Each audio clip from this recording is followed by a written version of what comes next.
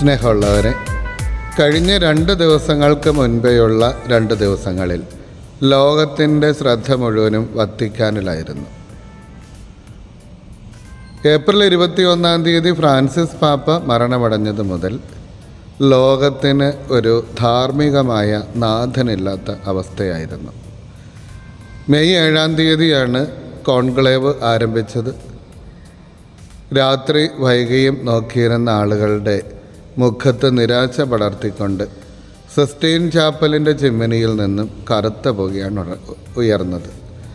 എന്നാൽ പിറ്റേ ദിവസം വ്യാഴാഴ്ച വൈകുന്നേരം ഏതാണ്ട് 9:30 വെളുത്ത പുക ഉയർന്നപ്പോൾ എല്ലാവരുടെയും മുഖത്ത് സന്തോഷമായി. ഫ്രാൻസിസ് പാപ്പായുടെ മരണം നമ്മളേറെ ദുഃഖിപ്പിച്ചുവെങ്കിലും പുതിയൊരു മാർപ്പാപ്പ നമുക്ക് ലഭിച്ചിരിക്കുന്നു എന്നുള്ളത് സന്തോഷം നൽകുന്നതാണ്. ആ ഒരു സന്തോഷം അല്പസമയത്തിനുള്ളിൽ ലിയോ 14 മാർപ്പാപ്പ വത്തിക്കാൻ്റെ ബാൽക്കണിയിൽ പ്രത്യക്ഷപ്പെട്ട് പുഞ്ചിരിച്ചുകൊണ്ട് ലോകത്തെയും നഗരത്തെയും ആശീർവദിച്ചപ്പോൾ പൂർത്തിയാവുകയും ചെയ്തു. ഏത് ദുഃഖത്തിനും ആയുസ് കുറവാണ്. ദുഃഖം സന്തോഷത്തിന് വഴിമാറാതിരിക്കില്ല. ഇന്നത്തെ സുവിശേഷത്തിൽ ഈശോ നമ്മളോട് പറയും, നിങ്ങളുടെ ദുഃഖം സന്തോഷമായിട്ട് മാറും. സന്തോഷമായിട്ട് മാറാത്ത ഒരു ദുഃഖവുമില്ല അത്രേ. സുവിശേഷത്തിൻ്റെ മാത്രമല്ല, വിശുദ്ധ ഗ്രന്ഥം മുഴുവനും നൽകുന്ന സന്ദേശം അതാണ്.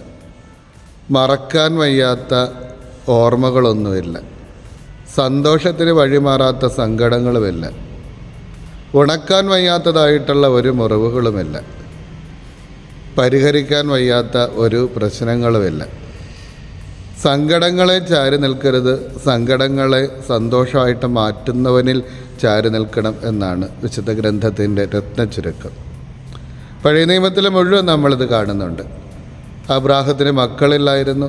ദൈവം അബ്രാഹത്തിന് ഇസഹാക്ക് എന്നുള്ള ഒരു മകനെ ഒരുപാട് നാളത്തെ കാത്തിരിപ്പിന് ശേഷം നൽകിയപ്പോൾ മക്കളില്ലാത്തതിൻ്റെ ദുഃഖം അവസാനിച്ചു.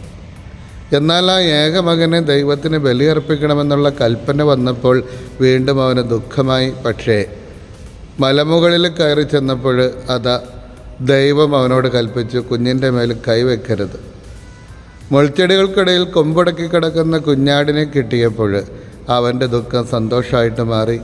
ബലിയർപ്പിക്കാൻ കൊണ്ടുപോയ കുഞ്ഞിനെയും കൊണ്ട് അവൻ മലയിറങ്ങി വന്നു. ഇസഹാക്കിന് ദുഃഖങ്ങളുണ്ടായിരുന്നു. പക്ഷേ ദൈവം യാക്കോബിനെ കൊടുത്തു കഴിയുമ്പോൾ അവൻ്റെ ദുഃഖങ്ങൾ മാറുന്നുണ്ട്. യാക്കോബിൻ്റെ ദുഃഖങ്ങളുണ്ടായിരുന്നു. തൻ്റെ ഏറ്റവും പ്രിയമകനായിട്ടുള്ള ജോസഫിനെ കാണാതായി എന്നുള്ളത്, കാട്ടുമൃഗങ്ങൾ അവനെ പിടിച്ചു തിന്നു എന്നുള്ള ഒരു വാർത്തയൊക്കെ അവൻ്റെ പക്കലെത്തുമ്പോൾ അവന് ദുഃഖമുണ്ടായിരുന്നു. പക്ഷേ അത് ദൈവത്തിൻ്റെ പദ്ധതിയാണ് എന്ന് മനസ്സിലാക്കുകയും ഈജിപ്തിൽ ചെന്ന് തൻ്റെ നഷ്ടപ്പെട്ടു എന്ന് പോയി കരുതുന്ന മകനെ കണ്ടെത്തുകയും ചെയ്യുമ്പോൾ അവന് സന്തോഷത്തിൻ്റെ ആധിക്യത്താൽ അവൻ്റെ കണ്ണ് നിറഞ്ഞു പോകുന്നുണ്ട്. ഈജിപ്തിലെ അടിമത്തത്തിൽ ഇസ്രായേൽക്കാർ വളരെ ദുഃഖിക്കുകയും വേദന അനുഭവിക്കുകയും ചെയ്തിരുന്നെങ്കിലും ദൈവം അവരെ അത്ഭുതകരമായി കാനാൻ ദേശത്തെത്തിയപ്പോൾ ആ ദുഃഖം അവർക്ക് നല്ല ഓർമ്മകൾക്ക്, ദൈവപരിപാലനയുടെ ഓർമ്മകൾക്ക് വഴിമാറി. അങ്ങനെ അവരുടെ ഇടയിൽ പെസഹ തിരുനാളും ബന്ധക്കൊസ്ത തിരുനാളും കൂടാര തിരുനാളുമൊക്കെ ഉണ്ടാകുന്നതിനിടയായി. ദുഃഖത്തിലൂടെ ദൈവം അവരെ വിശ്വാസത്തിൽ വളർത്തിക്കൊണ്ടേയിരിക്കുകയായിരുന്നു. പുതിയ നിയമത്തിൽ വരുമ്പോഴും അതുപോലെ തന്നെ പരിശുദ്ധ കന്യകാമറിയത്തിന് ആകുലതകളുണ്ടായിരുന്നു. ജീവിതം മുഴുവനും നിറഞ്ഞു നിന്ന ആ ദുഃഖം യേശുവിൻ്റെ ഉയർത്തെഴുന്നേൽപ്പിൽ മാറിക്കിട്ടുന്നുണ്ട്. അപ്പസ്തോലന്മാർ യേശുവിനെ നഷ്ടപ്പെടുമെന്നുള്ള ദുഃഖത്തിലും സങ്കടത്തിലുമായിരുന്നു. യേശുവിനെ പീഡിപ്പിക്കുന്നതും കൊല ചെയ്യുന്നതുമൊക്കെ അവർക്ക് വലിയ ദുഃഖം സമ്മാനിച്ചെങ്കിലും യേശുവിൻ്റെ ഉയർത്തെഴുന്നേൽപ്പിന് അതിനുശേഷമുണ്ടായ പരിശുദ്ധാത്മാവിൻ്റെ ആഗമനവും അവരുടെ ദുഃഖം മാറ്റിയെന്ന് മാത്രമല്ല, അവർക്ക് വലുതായിട്ടുള്ള സന്തോഷവും ആശ്രയത്വവും നൽകുകയും ചെയ്തു. സഭയുടെ ജീവിതത്തിലും ഇതേപോലെ പല പ്രതിസന്ധികളിലൂടെ കടന്നു പോയിട്ടുണ്ട്. നമ്മുടെ രാജ്യം ഇന്ന് വലിയ പ്രതിസന്ധികളിലൂടെ, യുദ്ധത്തിൻ്റെ ഭീഷണികളിലൂടെയൊക്കെ കടന്നു പോവുകയാണ്. ഇതെല്ലാത്തിൻ്റെയും പര്യവസാനത്തിൽ നമുക്കൊരു സന്തോഷമുണ്ടാവും. നമ്മുടെ സങ്കടങ്ങൾ മാറിക്കിട്ടുമെന്നുള്ളതാണ് ഇന്നത്തെ സുവിശേഷത്തിൻ്റെ സന്ദേശം. ദുഃഖത്തിന് സ്ഥായിയായിട്ടുള്ള അവസ്ഥയില്ല. എവിടെയാണോ സന്തോഷമില്ലാതെ വരുന്നത് അവിടെയാണ് ദുഃഖമുണ്ടാകുന്നത്. ദുഃഖമല്ല നിലനിൽക്കുന്നത്, സന്തോഷമാണ് നിലനിൽക്കുന്നത്.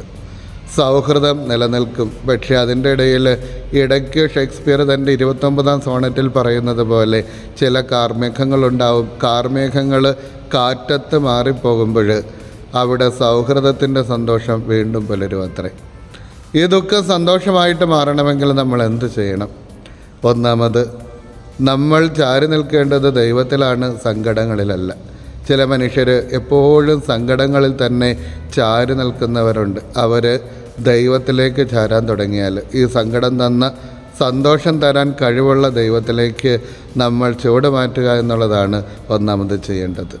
രണ്ടാമത്, വിശുദ്ധ ഗ്രന്ഥത്തിലും നമുക്ക് തന്നിരിക്കുന്ന പാരമ്പര്യത്തിലും നമ്മുടെ പൂർവികരിലുമൊക്കെ അവർ സഹിച്ച കഷ്ടപ്പാടിൻ്റെ ഫലം നമ്മൾ അനുഭവിക്കുന്ന സന്തോഷമാണ് എന്നുള്ള തിരിച്ചറിവ് നമുക്കുണ്ടാകുമ്പോൾ നമ്മുടെ ദുഃഖം സന്തോഷമായിട്ട് മാറും.